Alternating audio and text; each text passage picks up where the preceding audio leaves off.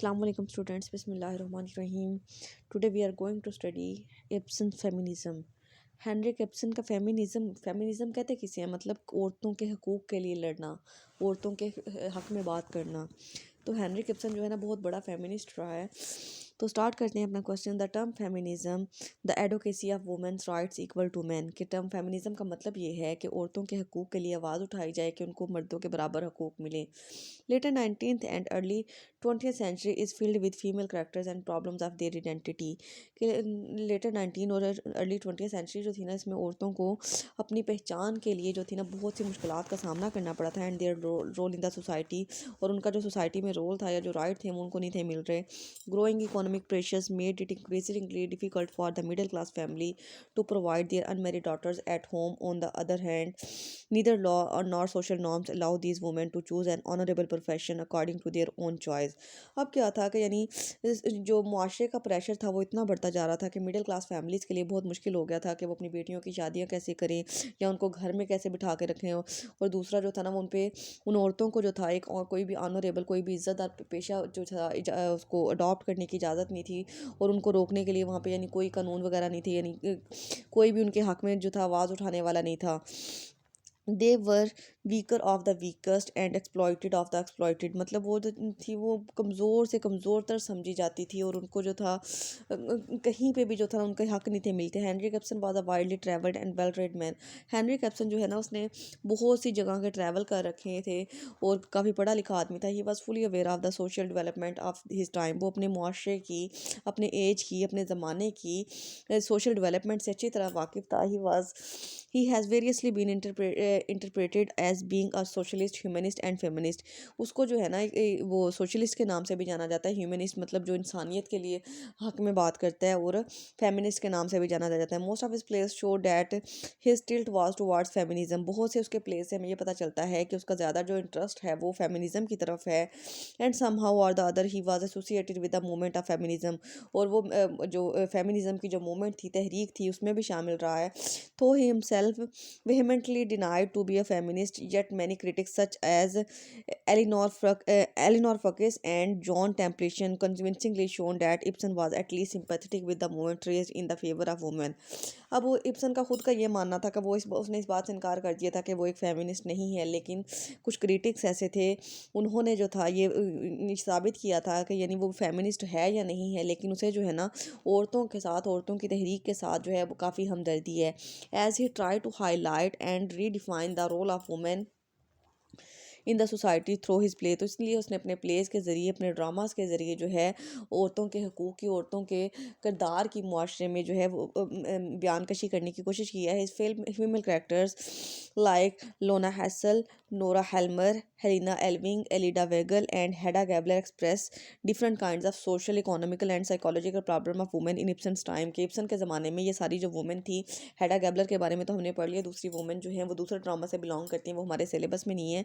तो ये सारी जो है ना, इन सब करैक्टर्स के ज़रिए जो है उसने औरतों की साइकोलॉजिकल और सोशल प्रॉब्लम्स को और उनकी इकोनॉमिकल प्रॉब्लम्स को बयान करने की कोशिश की है। Ibsen choose to break away from old conventions by introducing the challenging contemporary perception and so called notions about the role of women.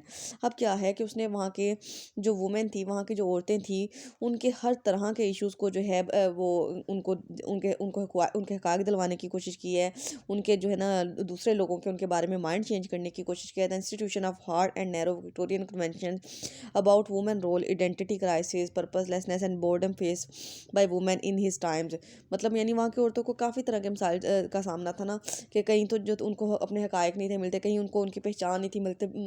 मतलब काफ़ी यानी ऐसे भी लोग थे, ऐसी भी सोसाइटीज़ थी जहाँ पे औरतों के नाम से कोई जानता ही नहीं था, उनको सिर्फ उनके मर्द के नाम से जाना जाता था। मतलब ये उसकी बीवी है या उसकी बेवा है, ऐसे ऐसे जाना जाता था। उनकी अपनी पहचान, उनका अपना कोई नाम ही नहीं था, उनकी ज़िंदगी का कोई मकसद नहीं था, और उनकी ज़िंदगी में कोई ऐसी एक्टिविटीज़ नहीं थी सिवाय इसके कि वो उन्होंने घर के काम कर लिए, बच्चे पाल लिए और अपने शोहरों की सेक्सुअल प्लेयर्स को पूरा कर दिया।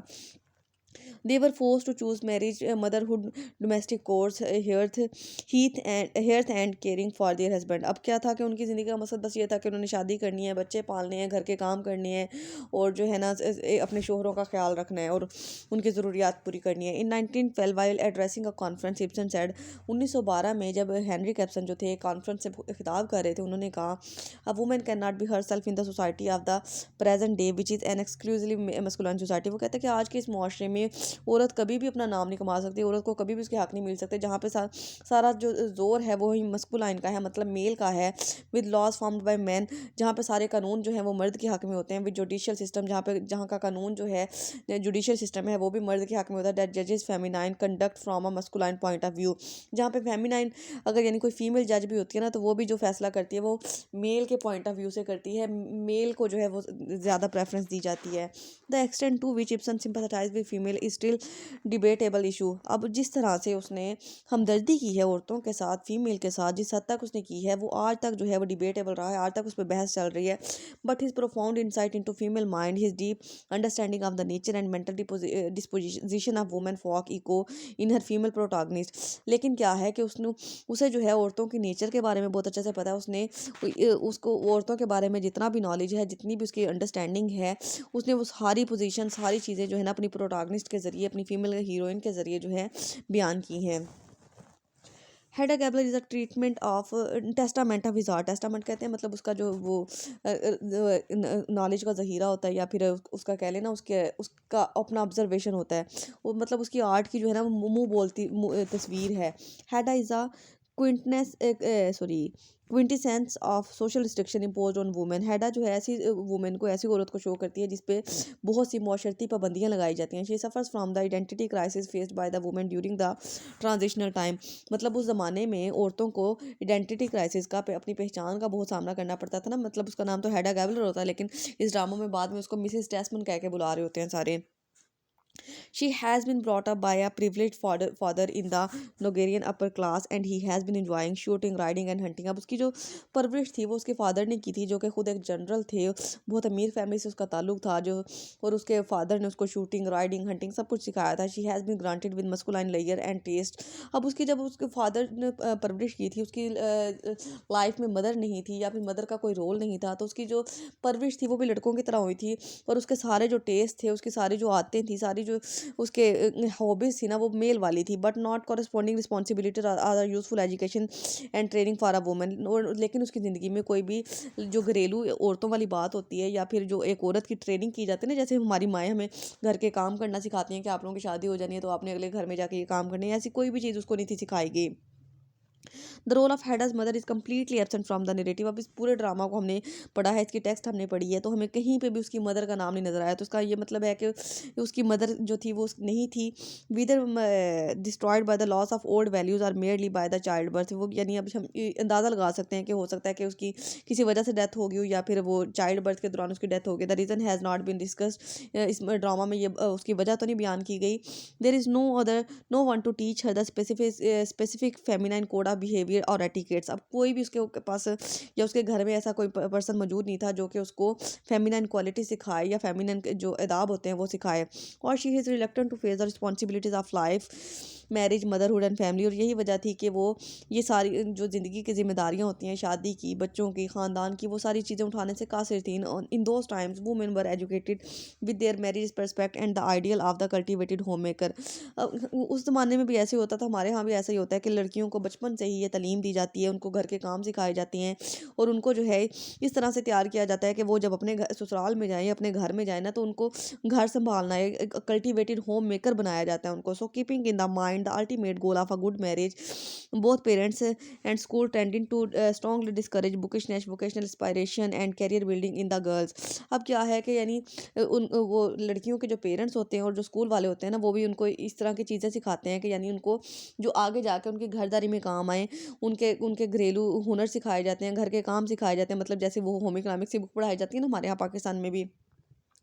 सो the young girls only wait for their suitable match and good husband. और फिर वो यंग गर्ल्स जो होती हैं जब अपनी यूथ में चली जाती हैं, अपनी जवानी में चली जाती हैं, तो वो किसी सूटेबल मैच के वेट में, किसी अच्छे रिश्ते के इंतजार में होती हैं कि कोई अच्छा लड़का आएगा या जो है ना उनको एक अच्छा हस्बैंड मिल जाएगा। From the very outset of the play the reader gets an impression that Hedda is unhappy with her life. अब ड्रामा के स्टार्ट से ही हमें जो है पता चलता है कि रीडर जो है ना, हैडा जो है ना अपनी शादीशुदा ज़िंदगी से बिल्कुल भी खुश नहीं है। She tries to break the shackles of social bondage and slavery of the conventional role. वो उस पर जितनी भी पाबंदियाँ हैं, जितनी भी रुकावटें हैं ना, वो सारी तोड़ के जो है वो कहीं दूर निकल जाना चाहती है। But when she finds herself incapable of being creative, लेकिन जब उसको ऐसा महसूस होता है कि वो इन पाबंदियों से, इन मसलों से कभी भी बाहर नहीं निकल सकती, she her patient become destructive और टू हर सेल्फ दो द फर्दर्स अराउंड हर। तो ये उसके जो जज्बात होते हैं वो उसके खुद के लिए भी तबाही का सबब बनते हैं और उस तमाम लोगों के लिए भी तबाही का सबब बनते हैं जो कि उसके आसपास होते हैं। She turns her parts to spiteful manipulation pitching people against each other. अब वो अपनी इस साजिशों को, अपनी ताकतों को जो है ना लोगों के खिलाफ इस्तेमाल करती है, उनको तकलीफ पहुंचाने में, उनको टॉर्चर करने में, डोमिनेटिंग ओवर हर फ्रेंड्स, अपने फ्रेंड्स पे डोमिनेट करना चाहती है। बर्निंग लिबॉग मैन्यूस्क्रिप्ट में, लिबॉग की मैन्यूस्क्रिप्ट को जला देती है। Tempting him to die a beautiful death, उसको सुसाइड पे उकसाती है। एंड फाइनली कमिटिंग सुसाइड, और आखिर पे खुद भी सुसाइड कर लेती हैं। And killing her own unburn child, और अपने जो उसके वॉर्म में बच्चा होता है, मतलब वो प्रेग्नेंट होती है तो उसको जो है ना उसको भी वो मार देती है। On the other hand Mrs Elvsted's character act as a foil to the character of हेडा।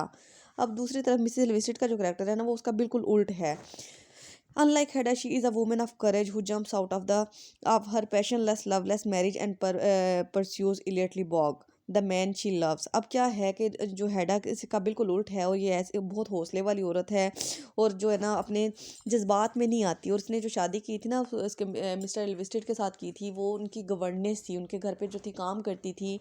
तो उसके जो वाइफ जो थी हर वक्त बिस्तर पे पड़ी रहती थी और शायद उसकी डेथ हो गई थी। तो फिर उसने उसके हस्बैंड जो था ना जो मिस्टर एल्विस्टेड थे, तो उसने कहा था कि नहीं वैसे भी तो मैं इसको पे करता हूँ, तो उसने उससे शादी कर ली थी। मतलब उनकी शादी में सिर्फ मटीरियलिज्म था कि इसको एक घर मिल गया था और उसको जो थी एक केयर टेकर मिल गई थी अपने बच्चों की। तो उनकी शादी में बिल्कुल भी मोहब्बत तो नहीं थी। तो लेकिन इसकी ये जो जिसको पसंद करती थी वो इलियट लिबॉग था, जो कि उसके घर में मिस्टर एल्विस्टेड के घर पे जो है ना उसके बच्चों को ट्यूटर देने आता था, मतलब इसके स्टेप चिल्ड्रन का ट्यूटर था। She exercises her moral influence on the Lovborg and reforms him into a new man. अब वो क्या करती है कि अपनी अखलाकियात से जो है ना उसको एक नया इंसान बना देती है। क्योंकि पहले लिबॉग जो होता है ना बहुत ज़्यादा ड्रंकिंग के हैबिट्स होती हैं, शराब नोशी करता है। She inspires him to write his masterpiece, वो उसको किताब लिखने के लिए जो इंस्पायर करती है। His mental child the mental child of थी एंड लिबॉग, यानी वो किताब जो है ना वो उनके लिए उनके बच्चे की तरह होती है क्योंकि उन दोनों ने मिल के उस पर काम किया होता है। Through his she is in able to keep Lovborg from falling back in to his evil ways and protecting their child. लेकिन क्या था कि वो इस चीज़ में नाकाम हो जाती है कि वो लिबॉग को जो है ना उसके उनके बच्चे के खो जाने से रोक सके, या फिर उसको जो है एक दोबारा जो है ना उसकी डिवर्सिटी में जाने से रोक सके। Yet she shows remarkable resilience and state fastest. लेकिन वो जो है ना बहुत ही सादा सी नेचर की है, बहुत सी सीधी सादी सी है। The tragedy of Lovborg's death for has a redeeming effect on her. जब लिबॉक की डेथ होती है तो वो उसके लिए बहुत बड़ा सदमा होता है क्योंकि वो उसके लिए लिबॉग के लिए अपने हस्बैंड को छोड़ के आई होती हैं। And she devotes herself to resurrect Lovborg's book, और वो जो है ना फिर अपनी दोबारा से अपनी उसकी किताब को दोबारा लिखने के लिए मिस्टर टेस्मन के साथ मिलकर खुद को अपनी पूरी लगन के साथ जो है इस पर काम करती है। The character of aunt Juju is the embodiment of the accepted notion and concept of womanhood in 19th century. अब ऑन जूजो का जो करेक्टर है ना वो भी जो 19th सेंचुरी की जो वुमेनहुड होती है वहाँ की जो वो फेमिनिज्म होता है ना उसके बारे में मुकम्मल एक नज़रिया पेश करता है। She is a woman who wholly and completely conforms to the limited role impose upon her by the male oriented society.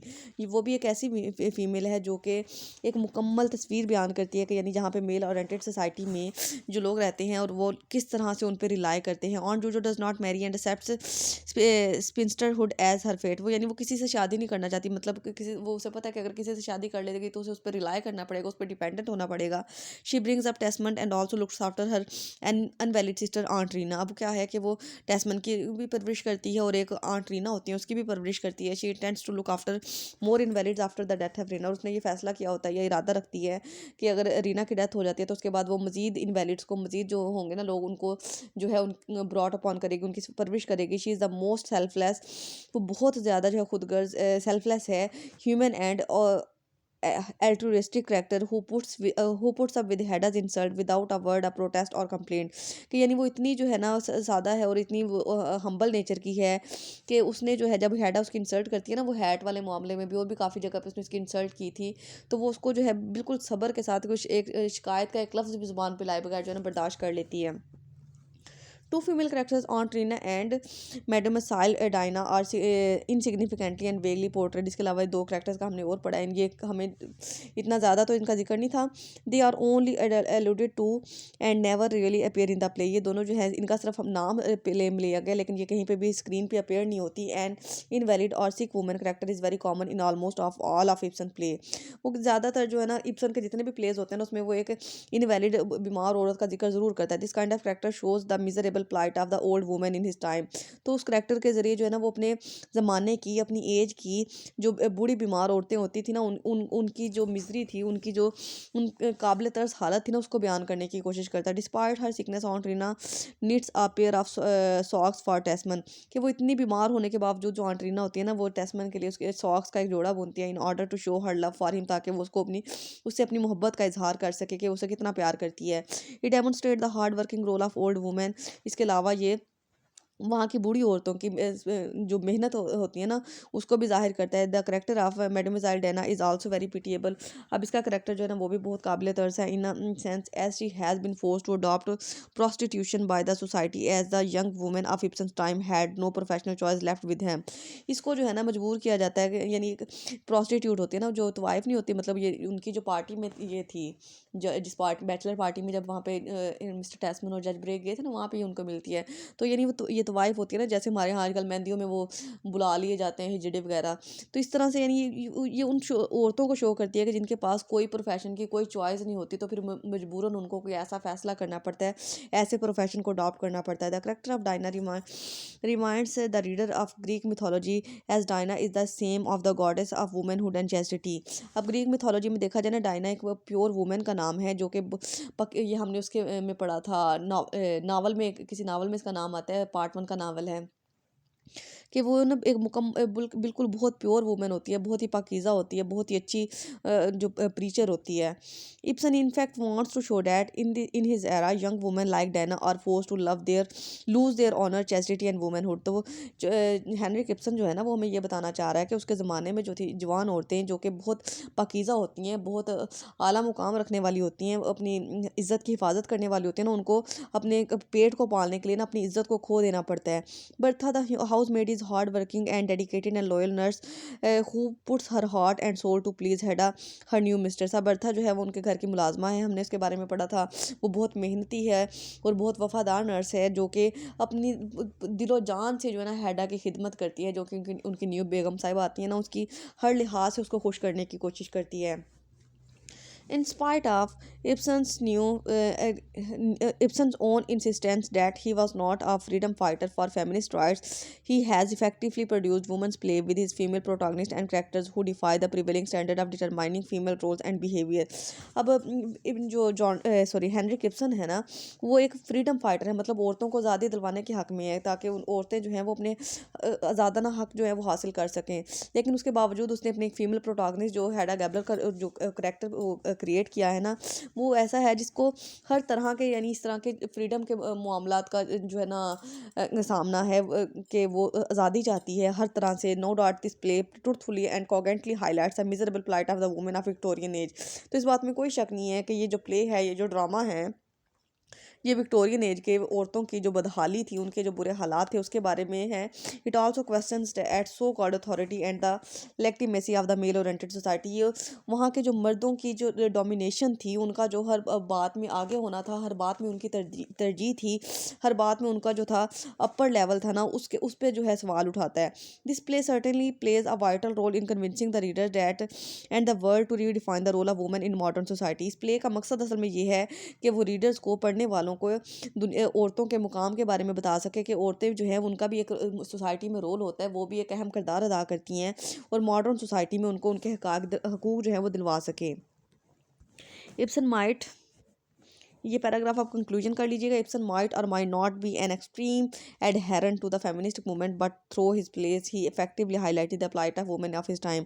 तो अब इसके बारे में तो हमको श्योर नहीं है कि वो एक प्योर फेमिनिस्ट है या नहीं है, लेकिन उसकी जो एफर्ट्स हैं जो कि उसने प्लेस में अपनी औरतों के हक़ाइक़ की बात की है, औरतों की अपने ज़माने की औरतों की जो है ना सूरत हाल बताई है ना, तो इससे ये पता चलता है कि उसे औरतों के साथ बहुत ख़ास हमदर्दी है। It made him the darling of the late 19th century women movement.